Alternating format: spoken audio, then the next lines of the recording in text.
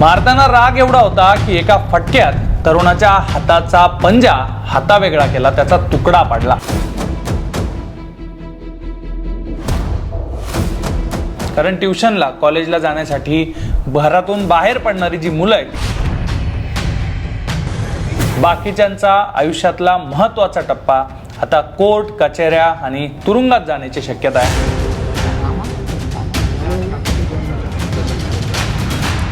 मैत्रिणीशी chatting करण्यावरून वाद झाला. वाद मिटवण्यासाठी 4-5 जण एकत्र आले आणि तिथंच एकाचा सपासप वार करून खून करण्यात आलाय.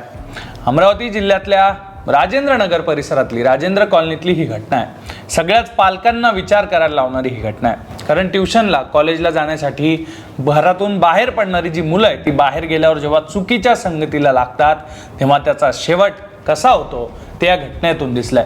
धारदार शस्त्रानं तरुणाच्या हाताचा पंजा तोडून टाकलेला आहे. सगळी घटना CCTV मध्ये कैद झालेली आहे आणि एक तरुणी सुद्धा समोर आलेली आहे.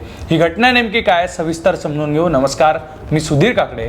क्राईम सीन या नव्या सिरीजमध्ये तुमचं स्वागत आहे. 15 जुलैची सकाळ होती. अमरावतीच्या राजेंद्र कॉलनीतला हा परिसर आहे. तसा हा उच्चभ्रू परिसर आहे.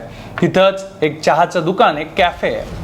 18 ते 20 वर्षातली कॉलेजला, ट्युशनला जाणारे पोरांची बरीच तिथं वर्दळ असते. बुधवारी सकाळी सुद्धा तशीच होती. 8:30-9च्या सुमारास तिथं तरुणांचा एक ग्रुप आला. सुरुवातीला त्यांच्यात काही वेळ चर्चा सुरू होती. तिथंच अचानक वाद उफाळला आणि तरुणांनी आपल्याकडची हत्यारं काढली आणि आफफ शेख नावाच्या एका 20 वर्षाच्या तरुणावर थेट वार करायला सुरुवात केली. या तरुणाची अक्षरशः भोसकून हत्या करण्यात आली. मारताना राग एवढा होता की एका फटक्यात तरुणाच्या हाताचा पंजा हातावेगळा केला, त्याचा तुकडा पाडला. तो नंतर बराच वेळ तिथं पडून होता आणि त्या घटनेचा तो फोटो म्हणून आता व्हायरल होतोय. या घटनेमुळे परिसरात, अमरावती शहरात खळबळ उडाली. आता या संपूर्ण थरारक घटनाक्रमाची एक प्रत्यक्षदर्शी तरुणी साक्षीदार म्हणून समोर आल्याची माहिती आहे. सध्या पोलीस तिचा जबाब नोंदवून घेत आहेत. हा रक्तरंजित खून नेमका कोणत्या कारणातून झाला याचं नेमकं कारण समोर आलेलं नाहीये, पण पोलिसांनी एक महत्वाची माहिती दिली आहे. ते काय म्हणाले ते ऐका. घटनाक्रम असा आहे की यामध्ये जो मयत व्यक्ती आहे त्याच्यासोबत त्याचे 2 मित्र आणि हा एक मयत व्यक्ती, असे 3 जण चहा प्यायसाठी या ठिकाणी आले म्हणून सांगतात ते. आणि त्यानंतर मग ते मुलीच्या प्रकरणावरून जे मॅटर आहे ते मिटवण्यासाठी या मुलांनी सॅम कॉर्नर या ठिकाणी त्यांना बोलवल्याचं ते सांगतात. आणि त्या ठिकाणी मग त्यांचं सुरुवातीला आपल्याला बोलचाल करताना ते दिसत आहेत आणि बोलचाल करत असतानाच त्यांची वादावादी झाल्याचं दिसते आणि त्यामधून हा प्रकार झालेला आहे. त्यामधले काही आरोपी जे आहेत ते मायनर आरोपी आहेत आणि हे प्रकरण जे आहे ते मुलीच्या प्रकरणावर हे झालेलं एकंदरीत प्रायमरी पेशी आपल्याला माहिती मिळत आहे.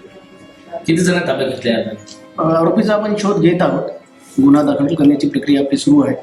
यातली काही मुलं ही लहान आहेत, अल्पवयीन आहेत अशी सुद्धा माहिती आहे. एका मैत्रिणीसोबत चॅटिंग करण्यावरून, तिच्यासोबत बोलण्यावरून हे वाद झाल्याची शक्यता पोलिसांनी व्यक्त केली आहे. धक्कादायक म्हणजे ही सगळीच मुलं 18 ते 20 वर्ष वयोगटातली आहे. त्यामुळे ऐन उमेदीच्या वयात या तरुणांची ही अशी वाट चुकलेली आहे.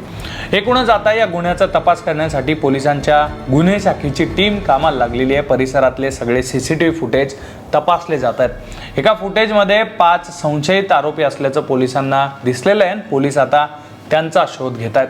त्यामुळे एका तरुणाचा जीव गेलेला आहे. बाकीच्यांचा आयुष्यातला महत्वाचा टप्पा आता कोर्ट, कचेऱ्या आणि तुरुंगात जाण्याची शक्यता आहे. असा या घटनेनंतरचा हा परिणाम आहे. या संपूर्ण घटनेबद्दल तुम्हाला नेमकं काय वाटतंय? गुन्हेगारीच्या या घटनांबद्दलच्या तुमच्या प्रतिक्रिया तुम्ही कमेंट बॉक्समध्ये नक्की लिहा. आणि अशाच क्राईम स्टोरीज जाणून घेण्यासाठी क्राईम सीन ही आपली नवी सिरीज पाहत राहा.